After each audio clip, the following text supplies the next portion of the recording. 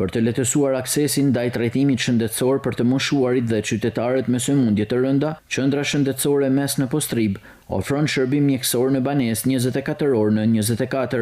Infermierët e kësaj qendre përmes vizitave në shtëpi u vinë në ndihmë pacientëve që kanë të pamundur paraqitje në qendrën shëndetësore, duke siguruar trajtim, ndjekje mjekësore dhe këshillim profesional. Për sa i përket moshave të vjetra, pra të moshuarve, kemi edhe projektin e kujdesit të moshuarve në shtëpi, kështu që i kanë ndjekur personeli edhe në shtëpia, për arsye pse nuk mund të lëvizin dot. Bëjmë shërbimin banesë, sepse kanë fund protokoll.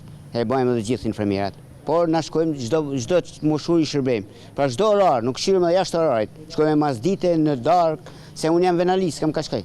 Jam i detyruar. Nuk i mungon shërbimi, kësaj zonë nuk i mungon.